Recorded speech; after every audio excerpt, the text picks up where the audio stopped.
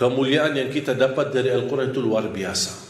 Sayang sekali kalau kita sudah memiliki di tengah kita kitab yang termulia, kitab yang tersuci, kitab yang teragung, tidak ada keraguan di dalamnya. Alif Lam Mim, dzalikal kitabu la raiba fihi hudan lil muttaqin. Dan membaca Al-Quran walaupun tidak mengerti isinya, tidak memahami maknanya, tidak apa-apa.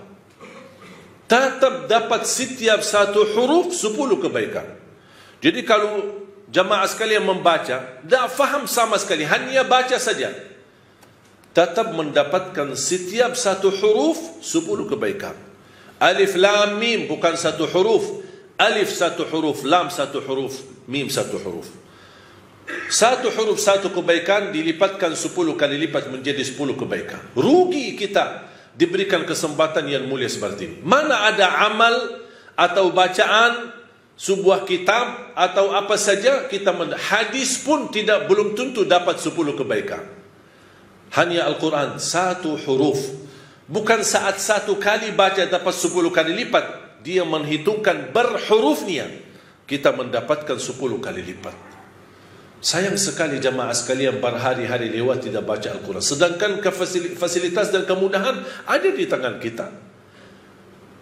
Tak bisa baca Al-Quran karena alasannya masih buta huruf atau berbata-bata. Jangan khawatir, ada berita gembira di hadis yang diriwayatkan Imam Muslim. Rasulullah SAW bersabda, "Walladhi yaqra'ul Qur'ana wa yatata'ta'u fihi wa huwa 'alaihi syaq lahu ajran." Barang siapa yang membaca Al-Quran dan dia mendapatkan kesusahan sambil berbata-bata dalam bacaannya, apa dapatnya? Apakah dosa karena berbata-bata? Kesulitan dalam membaca, apakah itu dosa? Kata Rasulullah SAW, tidak, itu 2 pahala. Falahu ajran. 1 pahala karena dia mau membaca, 1 lagi karena kesusahan dan kesulitan yang dia hadapi saat membaca. Mohon maaf, tidak bisa baca sama sekali, alhamdulillah masih bisa simak, dengar. Sambil naik motor, sambil kita menjalani tugas di kantor, atau kita kemana saja pergi. Alhamdulillah sekarang fasilitas mudah. Dengan HP kita bisa kita dengar murattal, sambil kita khatam 30 juz, walaupun tidak mengerti isinya, mendapatkan keberkahannya. 1 ayat kalau kita jaga setiap habis salat fardu dan ketika mau tidur, sebagaimana bersabda Rasulullah SAW, "Man qara'a ayat al-kursi dubura kulli salatin laysa bainahu wa bainal jannati illa yamut." Barang siapa yang membaca ayat kursi setiap habis salat fardu, dijamin menjadi ahli surga. Cuba 1 ayat saja menjaminkan kita masuk surga. Kira-kira gimana 30 juz Al-Quran? Dan selalu saya sampaikan kepada jemaah, kalau seandainya buru-buru, lagi ada rapat, ada meeting, ada urusan mendadak, tak bisa berlama-lama di masjid, tak apa-apa, habis istighfar, langsung baca ayat Al-Kursi, terus habis itu jalan. Terus gimana? Subhanallah, walhamdulillah, dan zikir-zikir yang lain, tak apa-apa, sambil jalan pulang. Bisa kita jalankan zikir itu. Asal jangan tinggalkan ayat Kursi setiap habis salat, karena itu jaminan mendapatkan surga Allah Subhanahu Wa Ta'ala. Saya harap jemaah sekalian, kita mempersiapkan diri mulai sekarang. Jangan menunggu Ramadan yang datang, karena belum tentu bertemu Ramadan. Tidak ada yang punya jaminan punya umur sampai bulan suci Ramadan. Makanya saya harap, kalau tidak bisa 1 juz dalam 1 hari, minimal mulai harimu baca Al-Quran, tutupi harimu dengan membaca Al-Quran. Tunjukkan perubahan. Kalau anda ingin Allah rubahkan nasib kita, anda ingin Allah merubahkan rizkimu, Allah ingin merubahkan keadaanmu menjadi lebih baik, tunjukkan perubahannya kepada Allah Subhanahu Wa Ta'ala. Tunjukkan perubahannya luar biasa, akan dapat anugerah yang luar biasa. Tapi jangan kita menjadi hamba biasa-biasa saja, tapi minta sama Allah yang luar biasa. Itu tidak adil.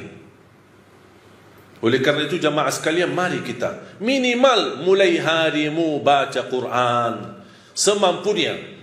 1 ayat, 2 ayat, 1 halaman, apa yang anda mampu tunjukkan. Begitu habis subuh, sebelum beraktivitas, sebelum jalan ke kantor atau kemana, kita baca Al-Quran. Begitu pulang, sudah mau tidur, siap-siap, sebelum tidur ambil air wudu dan baca Al-Quran. Habis itu tidur. Semoga di antara kita memulai hari kita baca Quran, tutupi hari kita baca Al-Quran, semoga di antaranya kita mendapatkan keberkahan oleh Allah Subhanahu wa taala. Berkah terjamin. Saya belajar dari ibu saya. Setiap hari tidak pernah lewat pasti khatam suratul Baqarah. Setiap hari.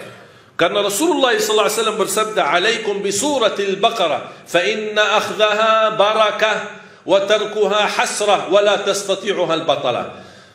Ambillah suratul Baqarah, jagalah suratul Baqarah. Barang siapa yang membawa suratul Baqarah, sesungguhnya dia telah membawa keberkahan.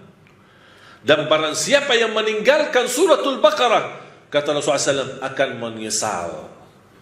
Kira-kira mau mendapatkan keberkahan atau membawa penyesalan? Kalau kita merasa diri gagal menjadi ahlul Quran atau penghafal Al-Quran, mohon dengan sangat, jangan gagalkan anakmu menjadi penghafal Al-Quran. Saya kagumi dan terkejut ketika melihat anak-anak hafiz Indonesia, rata-rata dari orang tua yang awam, orang tua yang buta huruf, orang tua petani, orang tua yang tidak punya kemampuan. Bahkan ada orang tua yang tidak pernah belajar sama sekali Al-Quran. Tapi begitu dia memperjuangkan, sampai ada seorang ibu berkata, sudah hentikan buta huruf lagi. Di masa kami cukup banyak orang buta huruf. Kami tidak mau di generasi-generasi anak-anak kami masih ada yang buta huruf. Kalau anda gagal menjadi penghafal Al-Quran, mohon jangan gagalkan anakmu. Kalau itu pun anakmu tidak berhasil menjadi penghafal Al-Quran, jangan gagalkan hartamu untuk mendukung dan membantu program Al-Quran dimanapun. Supaya apa? Datang di hari kiamat kita berkata, ya Allah, mohon maaf, saya tidak bisa menghafal Al-Quran. Anakku pun tidak mampu menghafal Al-Quran. Ya Allah, jadikan hartaku, sedekah, zakat, infakku menjadi saksi baik untuk program Al-Quran. Mudah-mudahan kita mendapatkan orang-orang yang menilai atau mendapatkan syafaat di Al-Quran di hari kiamat. Saya ingatkan hadis Uthman bin Affan radhiyallahu anhu yang diriwayatkan Imam Bukhari. Khairukum man ta'allama al-Qur'ana wa 'allama. Sebaik-baik antara kalian yang mempelajari Al-Quran dan mengajarnya. Ini dapat hadiah besar dari Rasulullah. Kalian sebaik-baik orang. Syaratnya apa? Mempelajari Al-Quran. Di hadis yang diriwayatkan Imam Muslim, Iqra'ul Qur'ana fa innahu ya'ti yawmal qiyamati syafi'an li ashabi. Bacalah Al-Quran. Sesungguhnya Al-Quran menjaminkan syafaat bagimu. Siapa yang berkenan menjadi teman sama Al-Quran? Kita tidak tahu berapa sisa umur kita. Mari kita sama-sama menjadikan sisa umur kita berteman sama Al-Quran. Lagi pusing, lagi menghadapi masalah, coba buka Al-Quran. Wallahi bakal adem, enak, sejuk hati kita. Ini kalamullah, bukan kalam manusia. Masa kita tersentuh hati kita dengan kata-kata manusia yang indah, kata-kata manusia yang menyentuh hati, tapi ucapan Allah, kalamullah, tidak pernah menyentuh hati kita. Sedangkan kalau Allah turunkan Al-Quran di atas gunung-gunung, bisa hancur menjadi pasir. Mari kita sama-sama memperhatikan Al-Quran. Jangan menunggu bulan suci Ramadan. Mulai hari ini, sedikit demi sedikit, walaupun kita tidak mampu khatam di bulan Rajab, tidak mampu khatam di bulan Sya'ban, tapi karena sudah terbiasa 2 bulan ini, kita terus berdekatan sama Al-Quran. InsyaAllah begitu tiba bulan Ramadan, kita sudah mudah untuk mengkhatam Al-Quran, bukan hanya 1 kali, tapi insyaAllah berkali-kali. Imam Syafi'i radhiyallahu anhu wa rahimahullah, dalam setiap bulan suci Ramadan khatam 60 kali.